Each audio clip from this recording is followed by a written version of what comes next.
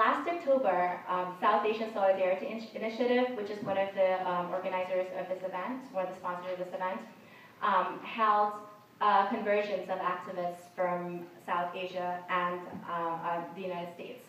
And this was one of the questions that we were left with as we ended the closing plenary. In the plenary, Indian activist and writer Ravi Sinha said of India that contemporary circumstances are very different from the circumstances under which the left came into the region, came into being in the region. It was under the circumstances of colonial oppression. And we might ask the same question of Bangladesh. Bangladesh now faces different challenges. National institutions do not perform.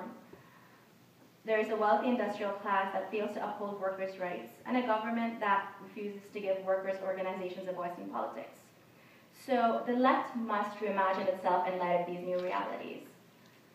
My second point is very closely linked to the first question, and that is what kind of a state the left would imagine. And there are two very important components to this, among others. And one is the relationship between state and economy, and the second is the relationship between the state and religion. The Bangladesh economy runs on industries, and while these industries, a lot of these industries are oppressive to the working class, because as many of you know, a lot of our labor is informal. It's in the informal sector. The problem is that these are still the industries that feed the citizens, right? And the question is the battle of the left against the industries itself? Or is there a different battle that one can wage against inequality and against patriarchy and against the lack of adherence to workers' rights that are in fact global norms of the relationship between religion and the state? And we were smiling when you raised that point because we've been talking about this a lot lately among our friends and comrades and colleagues. Can the left be a viable option in a society that is predominantly Muslim? Bangladesh has been facing such a growing grassroots Islamism now, and we have to ask ourselves, are these two ideologies irreconcilable, or can the left find a way to accommodate these new politics, or at least accommodate piety in the citizens? And finally, what is the role of bilateral donors and lending agencies? The vast majority of the rural poor benefit from handouts that come from these donors. What kind of a relationship does the left envision with them? Finally, there is the extremely challenging question of organization.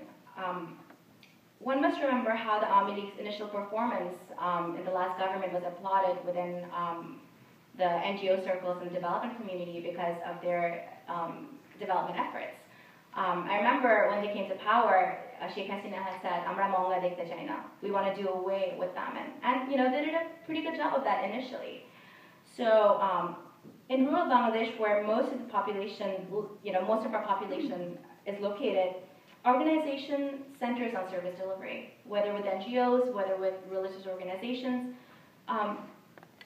Women receive services from NGOs through small groups. Madrasas provide poor children with food and education. So here is a very realistic question of how the left could gain support. What can the left offer that these other groups cannot? Does the left have the commitment to see through this? A little over a week ago, a new political party was launched in Bangladesh by the name of Aam Janatar Dal, Common People's Party, which is based on the principles of Maulana Bhashani. And recently, writer and activist Zia Hassan wrote of this party: "Those who want to float a party for the common people, who dream of rescuing Bangladesh from the two vultures, they must not only adapt from Kejriwal's Aadmi Party, but also learn from their 20-year-old activism. We Bangladeshis have seen so much dishonesty and crime in the name of politics that we are naturally inclined to distrust. Our trust cannot be gained through press conferences or Facebook posts. You have to win us over with your actions." He adds, "Bangladesh does not need an Aam Janata Party. It needs a grassroots party that can organize citizens and fight for their rights within existing social spaces. There's plenty of room here for that." So I'll end my note with a reference to the past. A few years ago, I was in a conversation with a writer I greatly admire who was actively involved in the left movements of the early 70s. I asked him why he thought the movements failed. He said, "We were probably not dedicated enough. We did not stick it through. 2 or 3 years were not enough. We needed to wear our lungis and toil with the farmers in the fields month after month, year after year. We could not gain their trust because we did not do it for long enough." The battle is a long and difficult one, but perhaps the left can start by seeking answers to some of these questions.